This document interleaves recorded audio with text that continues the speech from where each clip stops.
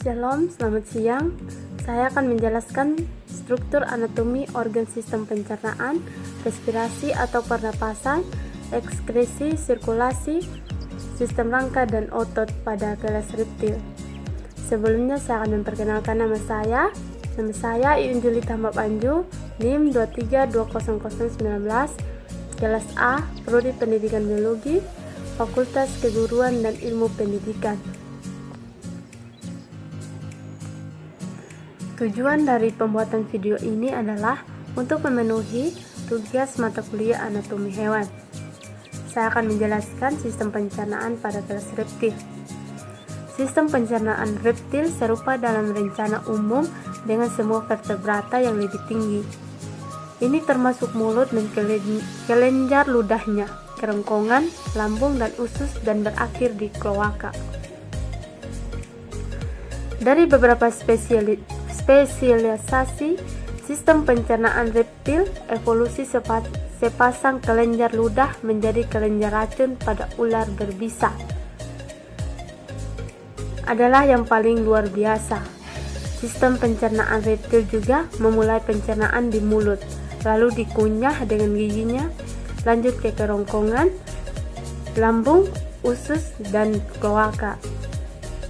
Pada proses pencernaan, makanan dari mulut menuju ke kerongkongan dan selanjutnya ke lambung, makanan menuju usus. Di usus bermuara dua saluran kelenjar pencernaan, yaitu hati dan pankreas. Di usus terjadi pencernaan kimiawi oleh enzim-enzim pencernaan dan terjadi proses penyerapan sari-sari makanan. Sisa makanan yang tidak diserap akan dikeluarkan melalui kloaka.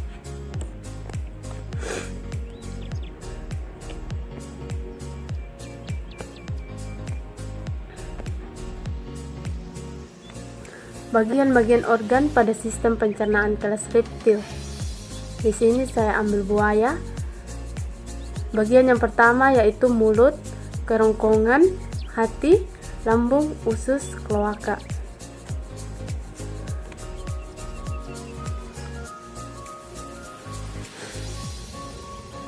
Yang pertama yaitu mulut. Makanan akan diigesti ke dalam rongga mulut reptil yang akan mengalami pencernaan secara mekanik maupun kimiawi. Mulut disusun oleh sel-sel bersilia yang mengekresikan mukus atau lendir untuk membantu melumasi makanan agar mudah ditelan. Semua reptil bergigi kecuali kura-kura.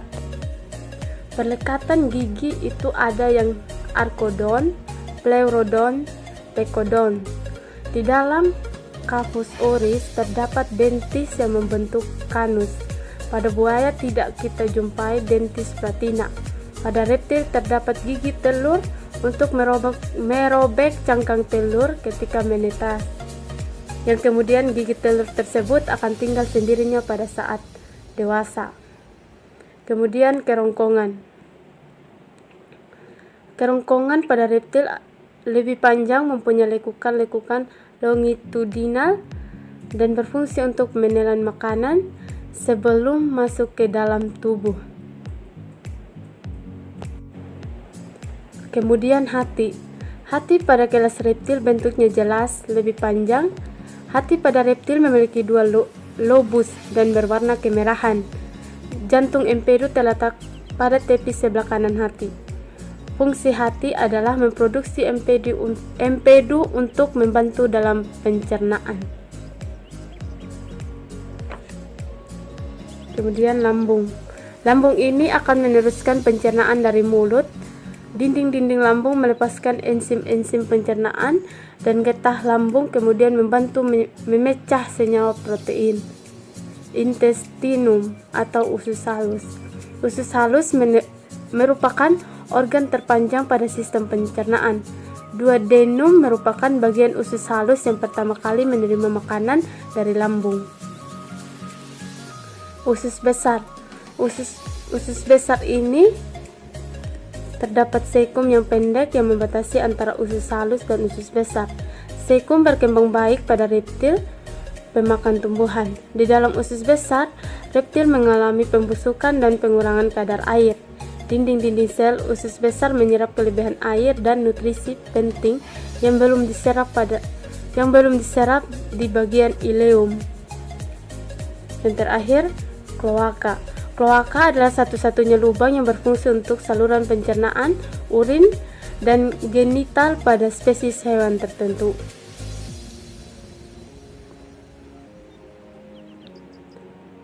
Kita akan masuk pada sistem respirasi atau pernapasan pada kelas reptil. Susunan alat pernapasan buaya mirip dengan reptil lain. Yang pertama pasti hidung. Meskipun hidung merupakan organ luar, namun hidung sangat berguna untuk buaya untuk menghirup udara. Meskipun suka menghabiskan waktunya di dalam air, buaya tidak menghirup oksigen di dalam air.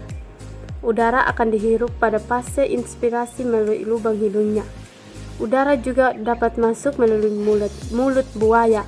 Hal ini hanya dilakukan saat buaya berada di darat. Dari lubang hidung, udara bergerak melalui trakea sebelum mengalir sampai ke paru-paru. Proses pernapasan pada kelas reptil adalah bernapas dengan paru-paru. Udara masuk melalui lubang hidung, batang tenggorokan, sampai ke paru-paru. Dalam paru-paru, oksigen diserap, sedangkan karbon dioksida dikeluarkan.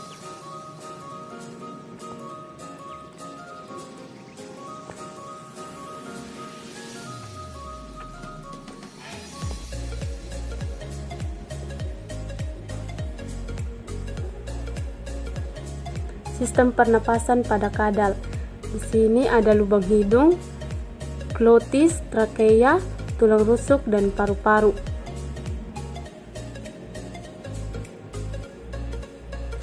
Kita akan masuk pada sistem ekskresi pada kelas reptil. Alat ekskresi pada reptil berupa sepasang ginjal metanervos. Alat ekskresi yang serupa dengan alat ekskresi pada manusia. Hasil ekskresi reptil adalah asam urat. Asam urat yang dikeluarkan reptil berbentuk pasta berwarna putih. Pada beberapa reptil, misalnya buaya, selain mengekskresikan asam urat, juga mengekskresikan amonia. Beberapa anggota reptil seperti ular, buaya, dan aligator tidak mempunyai vesiko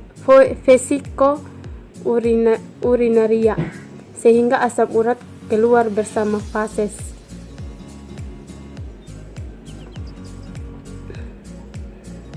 Ini adalah gambar sistem ekskresi pada kelas reptil. Ini pada kadal.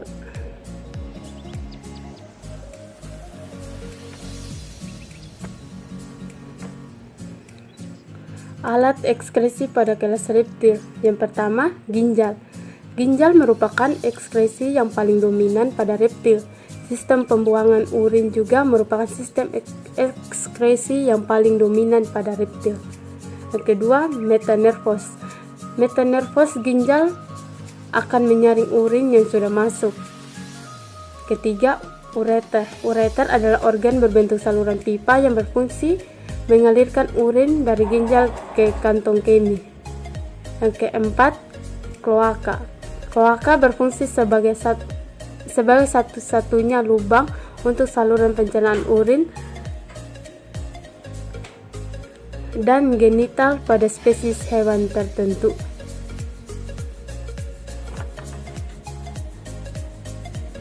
Kemudian sistem sirkulasi pada kelas reptil.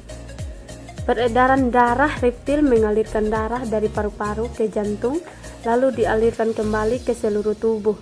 Reptil memompa darah menggunakan jantung yang berbeda-beda sesuai spesiesnya. Reptil memiliki atrium, vena, dan aorta. Sistem sirkulasi pada reptil lebih maju dibandingkan dengan katak. Jantung terdiri dari 4 ruang, yaitu ventrikel kanan, ventrikel kiri, antrium kanan, dan antrium kiri, serta sebuah sinus venosus. Sistem sirkulasi pada reptil termasuk sirkulasi ganda. Sistem peredaran darah tertutup. Yang pertama, memungkinkan distribusi oksigen yang cukup ke alat pencernaan. Yang kedua, memelihara keseimbangan tekanan cairan di dalam jantung pada waktu menyelam.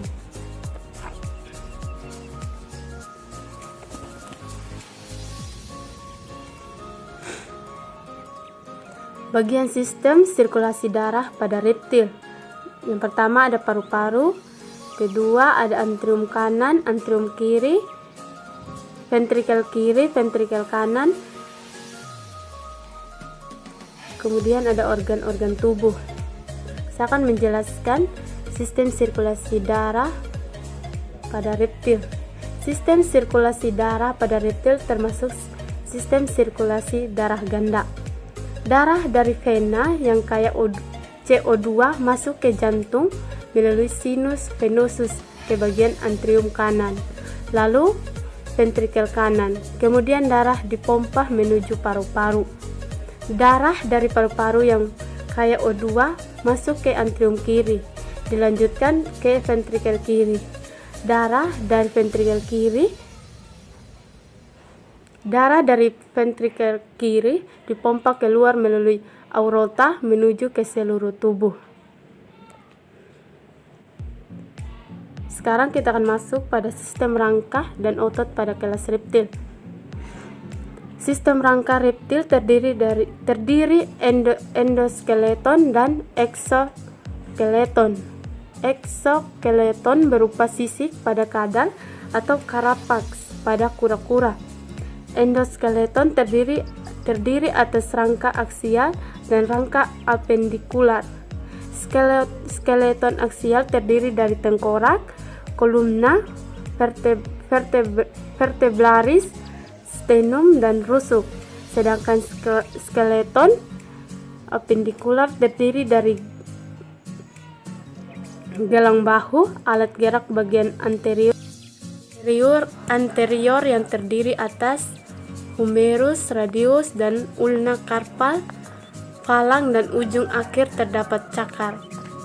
Pada bagian posterior terdiri dari femur, tibia, dan fibula, terasal dan metarsal. Sistem otot pada reptil mengalami modifikasi untuk mendukung organ-organ viscera, berat badan, dan memungkinkan beberapa jenis gerakan. Reptil memiliki sistem otot daging yang lebih kompleks bila dibandingkan dengan amfibi, karena otot daging harus mendukung tubuh di daratan yang bersifat lebih berat daripada dalam air.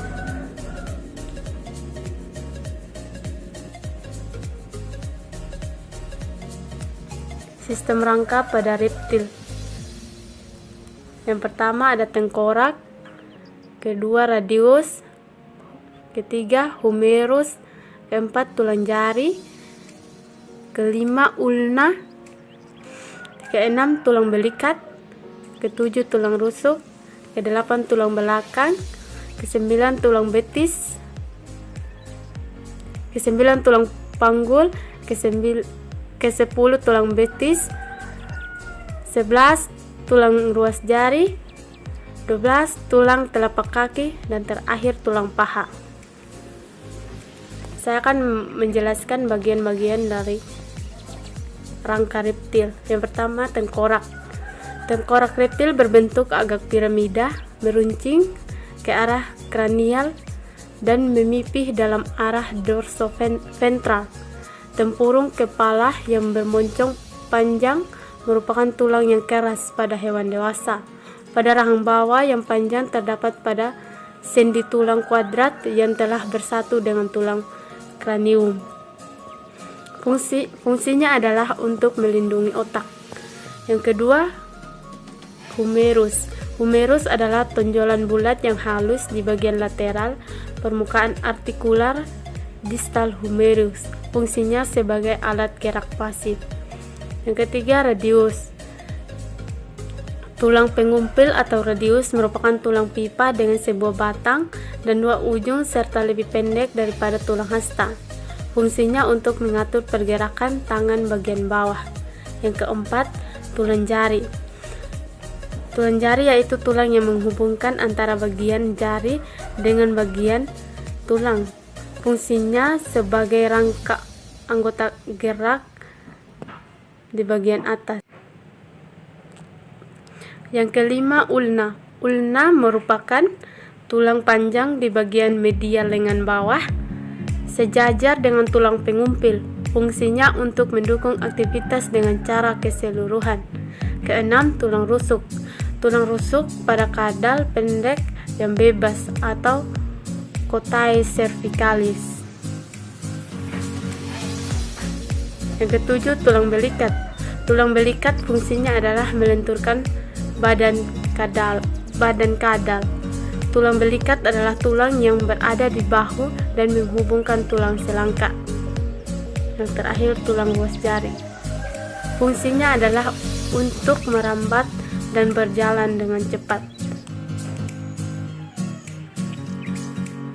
Otot pada kelas reptil. Kadal memiliki kekuatan pada rahang karena didukung oleh otot aduktor pada rahang. Otot aduktor memanjang dari daerah temporal menuju rahang bawah. Otot aduktor yang utama adalah otot pterygoides. Otot reptil terutama untuk gerakan lateral tubuh dan menggerakkan ruas-ruas tulang belakang. Ini adalah bagian-bagian otot pada kadal.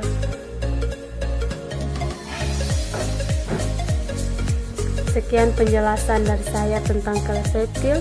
Terima kasih.